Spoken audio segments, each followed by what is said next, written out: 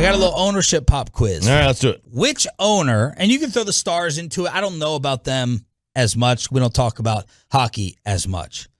Which of the local owners cares the most about winning? That's tough.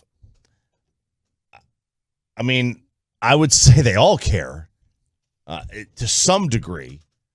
I'm going to take the Rangers owners out of it. Okay. They care about winning this year.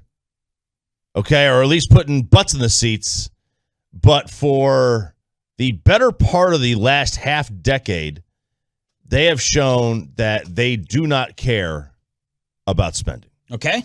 And if you don't care about spending in baseball, you don't care about winning. Okay. Okay, so eliminate them. I mean, I think Jerry and Mark are the same guy. Okay. I think we can give a point to each. Okay. In that one. So then cares the least would be the Rangers. Yeah, and I hate to say the word least because they certainly care. It's their company. But I think to me, I imagine, and this could be way off base, that the Rangers owners treat their organization the way a private equity firm would treat a company. They buy the company, they strip it, they wait for the market to go up, and then they sell it. Like, that's how I envision the Rangers owners treating their company. Okay. Who's the most out of touch?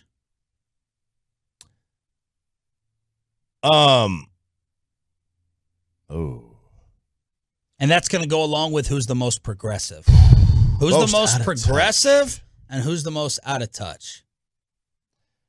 Look, there's only one of them that's using Micah Parsons as a linebacker.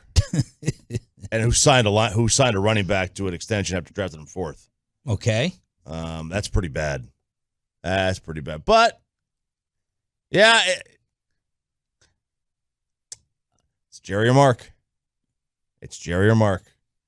I don't know. Troy, help me out here. It's got to be Mark. Mark's more out of who's out of touch as a owner? Yeah. Mark Cuban. And he's out of touch because he's in touch with many other things. Yep. He's in this gigantic entrepreneur kitchen, and he's got all these pots and pans and everything cooking, and the Mavs is just boiling over. But he's not removing it from the stove just yet because he's still working on all the other little treats. Who's the most likable and the least likable? The most likable is it's Jerry. Yes. And the least I guess if you're into politics, it's probably Mark. Yeah. If you're not into politics, look, nobody knows that. Nobody has seen the Rangers owners. Right. I have no idea if they're likable or not. The Stars, I'll tell you, I like the Stars. Gallardi, he's got a great bar. Okay, Moxie's is amazing. Who's the most stubborn? 877-881-1053. I don't want to say because I talked to him at 8:28 on Tuesday mornings before he comes on. You think Jerry's the most stubborn? I think he is. And he has every right to be. Why? No, I think he's a billionaire. Yeah, he's a billionaire. He can be stubborn. He can pay people to think for him. Okay. Yeah, I mean, Jerry's pretty stubborn. I mean, he's had the same organizational philosophy essentially for 30 years. Okay. And he hasn't really changed. Who do you think interferes more? Mark. Who do you think? Mark had a GM and wouldn't let him GM. Yeah. Jerry at least doesn't fake it. Right. No, well, Jerry lets people have decisions. Jerry fakes that he is the GM. That's what people outside of the Metroplex don't get. He fakes that he is the GM. Will McClay, Christmas cards, I hope Jerry's not listening right now. Christmas cards get sent out, and with the picture, it's like a letter that families will write for a big update.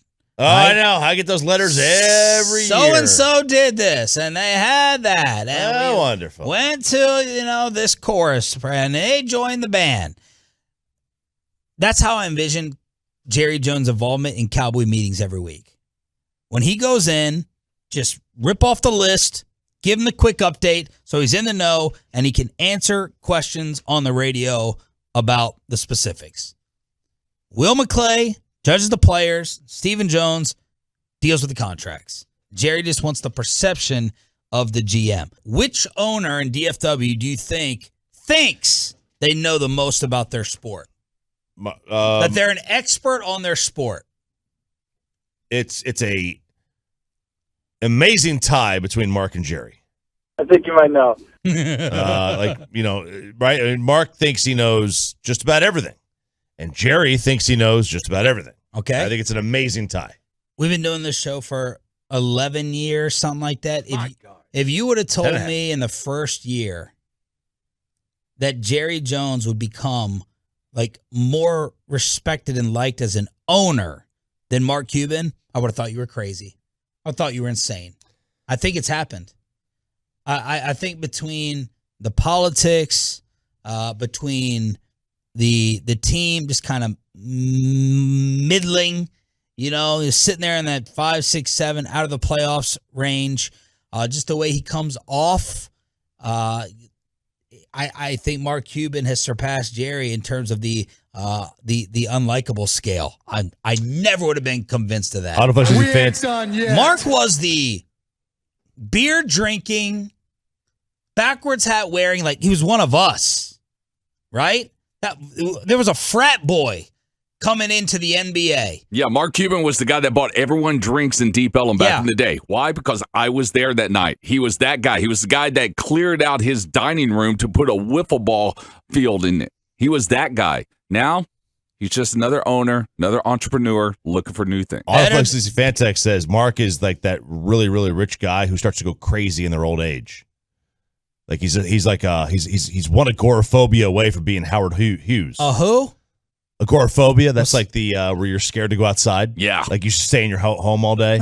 You lock yourself. Like what was that? As Good as It Gets. Is that what that was with Jack Nicholson? Yes. Where he just stayed inside all day. Good movie.